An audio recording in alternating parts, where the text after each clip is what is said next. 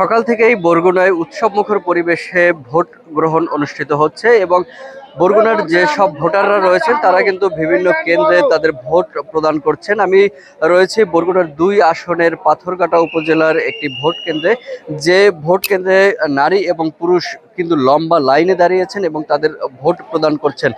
আমি যদি দেখাই যে আমার পাশে যে লাইনটি রয়েছে সেটি কিন্তু পুরুষ ভোটারদের একটি লম্বা লাইন, এবং এর পাশেই কিন্তু রয়েছে নারী ভোটারদের দুটি আলাদা লাইন, এবং তারা কিন্তু লাইনে দাঁড়িয়ে কিন্তু ভোট প্রদান করছেন। এবং আমরা এখানে যারা ভোট দিতে এসেছেন তাদের সঙ্গে কথা বলেছি, তারা আমাদেরকে যেটি বলেছেন যে আসলে কোথাও কোনো ধরনের বাধা বিঘ্ন সম্মুখীন হতে হয়নি এবং নির্বিঘ্নেই কিন্তু তারা এসে ভোট প্রদান করছেন এবং আবার নির্বিঘ্নেই তারা বাড়ি ফিরতে পারছেন।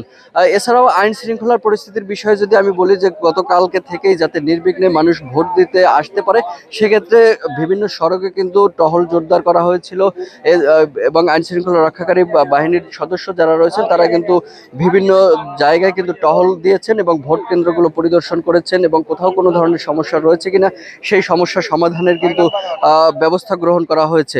আমি যদি বরগুনার একটি তথ্য আপনাদেরকে বলি, সেটি হচ্ছে বরগুনায় মোট ২টি আসনে সংসদীয় নির্বাচনে অনুষ্ঠিত হবে। এই নির্বাচনে বরগুনা ১ আসনে প্রতিদ্বন্দ্বী প্রার্থী হচ্ছে মোট ৪ জন এবং বরগুনা ২ আসনে প্রতিদ্বন্দ্বী প্রার্থী হচ্ছে ৯ জন। এই বরগুনা ২ আসনের যদি বলি যে বরগুনার ২ আসনে বিএনপি মনোনীত প্রার্থী নুরুল ইসলাম মনি, তিনি কিন্তু সাবেক ৩ বারের সংসদ সদস্য ছিলেন।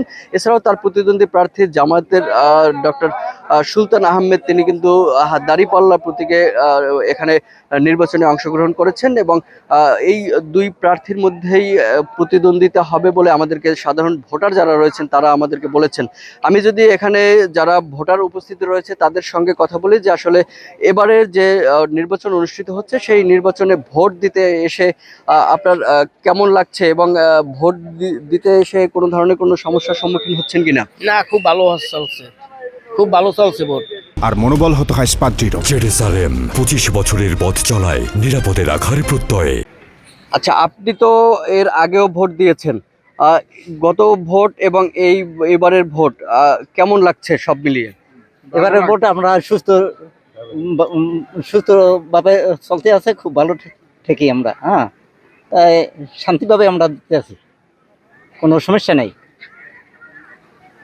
যেমনটা বলছিলেন যে আসলে এখানে যারা ভোট দিতে এসেছেন তারা কিন্তু বলছেন যে কোনো ধরনের কোনো সমস্যা নেই এবং তারা নির্বিঘ্নেই ভোট দিতে এসেছেন এবং তারা ভোট দিবেন, তাদের পছন্দের প্রার্থীকেই তারা ভোট দিবেন এবং কোনো ধরনের কোনো সমস্যার সম্মুখীন তারা হচ্ছেন না, এমনটাই কিন্তু আমাদেরকে জানিয়েছেন। আমরা যদি বলি যে বরগুনার যে ২টি আসন, সেই ২টি আসনের মধ্যে ৩১২টি ভোট কেন্দ্রে ভোট গ্রহণ অনুষ্ঠিত হচ্ছে। এছাড়াও আমরা কথা বলেছি জেলা রিটার্নিং কর্মকর্তার সঙ্গে, তিনি আমাদেরকে জানিয়েছেন যে বরগুনার এই ২টি আসনের ভোট গ্রহণ যাতে সুষ্ঠু এবং সুন্দর নিরপেক্ষভাবে অনুষ্ঠিত হয় সেক্ষেত্রে সর্বোচ্চ ব্যবস্থা গ্রহণ করা হয়েছে এবং সেই লক্ষ্যেই কিন্তু আইন শৃঙ্খলা রক্ষাকারী বাহিনী যারা রয়েছে তাদের কে নির্দেশনা প্রদান করা হয়েছে এবং আমি যদি বলি যে পুলিশ সদস্য মোতায়েন করা হয়েছে ১০৪৮ জন। এছাড়াও পাশাপাশি নৌবাহিনীর সদস্য মোতায়েন রয়েছে ১০০১ জন। আনসার বিডিবি মোতায়েন রয়েছে ৪০৫৬ জন। বিজিবির সদস্য মোতায়েন রয়েছে ১২০ জন। এছাড়াও এদের পাশাপাশি কিন্তু র্যাব সদস্য যারা রয়েছেন তারাও কিন্তু রয়েছেন এবং তারা টহল দিচ্ছেন যাতে কোনো ধরনের কোনো অপ্রীতিকর ঘটনা না ঘটে।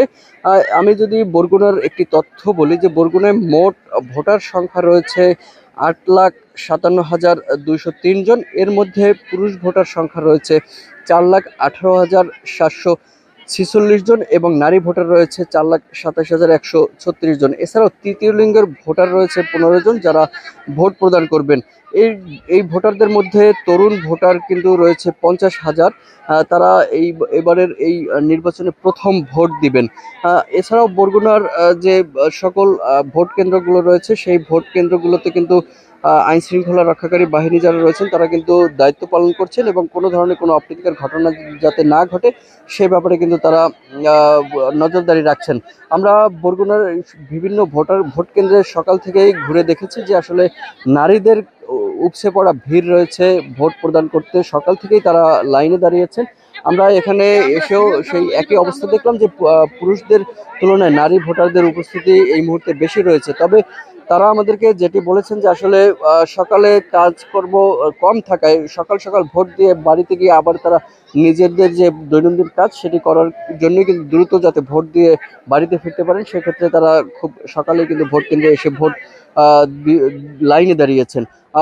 এর পাশাপাশি পুরুষ ভোটার যারা রয়েছেন তারা কিন্তু তাদের কর্মব্যস্ততা রয়েছে, পাশে সেই কর্মব্যস্ততার ফাঁকে ফাঁকে এসে কিন্তু তারা ভোট দিচ্ছেন। এ কারণে নারীদের তুলনায় পুরুষদের লাইন একটু কম হলেও বেলা বাড়ার সঙ্গে সঙ্গে এই পুরুষ ভোটারদের লাইনও আরও দীর্ঘ হবে বলে আমাদেরকে এখানকার স্থানীয় যে ভোটার রয়েছে তারা আমাদেরকে বলেছে। আমরা কথা বলবো এখানে নারী ভোটার যারা রয়েছে, যারা ভোট দিতে এসেছে তাদের সঙ্গে আমরা জানার চেষ্টা করব এবারের ভোট দিতে এসে আসলে কেমন লাগছে। আমরা একটু কথা বলতে চাই আপনার সঙ্গে।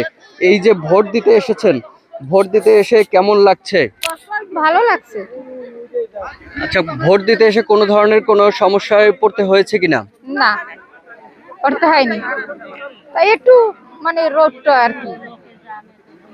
আচ্ছা, আপনি তো এর আগেও অনেকবার ভোট দিয়েছেন, তো বিগত সময়ে ভোট দিয়েছেন, এবার ভোট দিচ্ছেন, আসলে সব মিলিয়ে কেমন মনে হচ্ছে এবারের ভোট দিতে আসাটা? কানে রোদ্রে কষ্ট হইয়াছে, আর কম কি আর এমনি কানে শুনি কম, আর তো প্রেশার, আর তো কষ্ট হয়েছে, রোদ্রে তো সইতে পারতেছি না।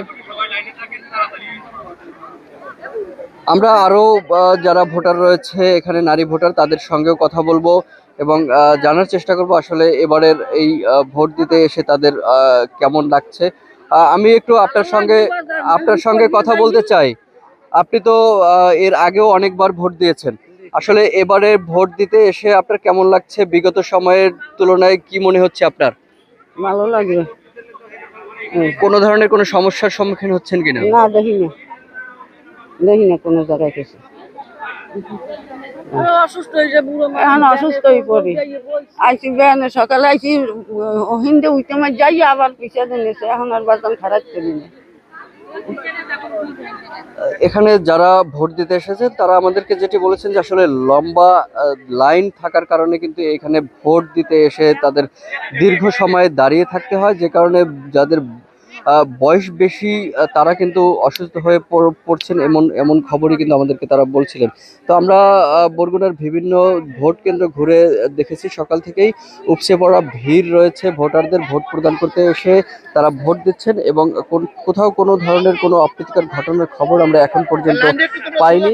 আমরা কথা বলেছি স্থানীয় প্রশাসন এবং রিটার্নিং কর্মকর্তার সঙ্গে, তিনি আমাদেরকে যেটি বলেছেন যে আসলে বরগুনার এই যে ভোট কেন্দ্রগুলো রয়েছে সেই সমস্ত ভোট কেন্দ্রে যাতে কোনো ধরনের কোনো অপ্রীতিকর কোনো ঘটনা না ঘটে এবং ফল ঘোষণা পর্যন্ত যাতে কোনো ধরনের কোনো বিশৃঙ্খলা না ঘটতে পারে, সেক্ষেত্রে কিন্তু সর্বোচ্চ ব্যবস্থা গ্রহণ করা হয়েছে এবং আইন শৃঙ্খলা রক্ষাকারী বাহিনী যারা নিয়োজিত রয়েছে তাদের কিন্তু সেভাবেই নির্দেশনা দেওয়া রয়েছে যাতে কেউ কোনো ধরনের কোনো অপ্রীতিকর ঘটনা না ঘটাতে পারে, সে বিষয়ে কিন্তু সর্বোচ্চ নজরদারিতে রাখা হয়েছে।